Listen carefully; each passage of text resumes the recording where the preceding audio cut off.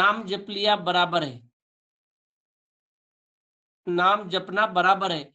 वो हो गया खाकर जाने वाले इंसान को प्रसाद के रूप में दिया, पर नाम जपने वाले ने सबके लिए महानता निर्माण की। वो प्रभु परमात्मा स्वयं आकर उसके मन रूपी आत्मा को महान बनाकर गया।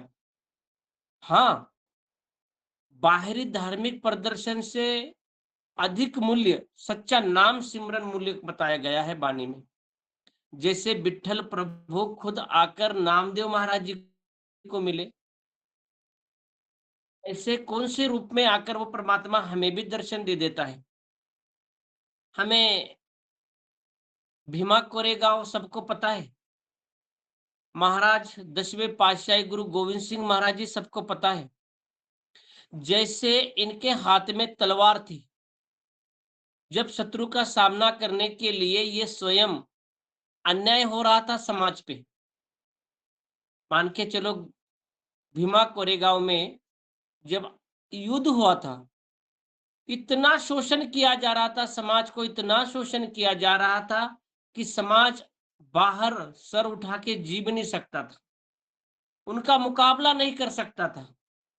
वही जो सिद्धनाथ नाम का एक सज्जन था, सिद्धनाथ नाम का एक सज्जन था, वो सब में पहले हाथ में तलवार लेकर सामने आ गया। 35 किलो की उसके हाथ में की तलवार थी।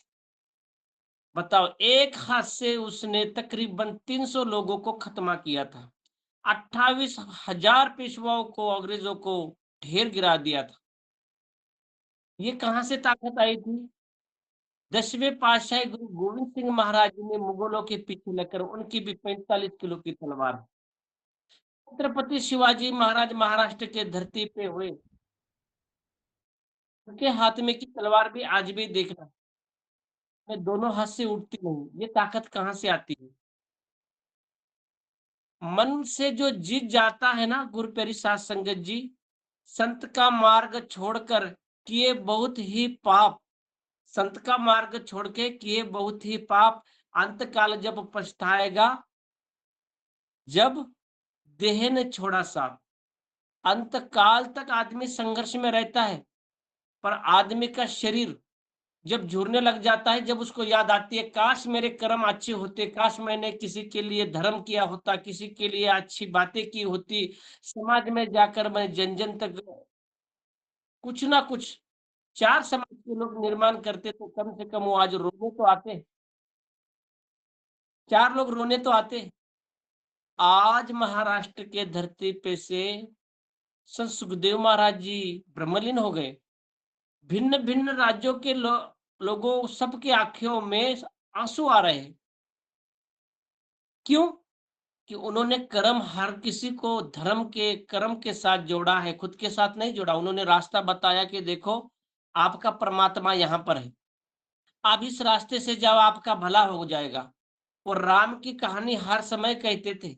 एक राम हमारे मन के अंदर है, एक राम सृजनहारा है, एक राम दशरथ का पुत्र है, एक राम घट घट में बैठा है। सारे जीवन का एक पशारा है, और जीवन एक महान आत्मा है जो हर कुछ कर सकती है।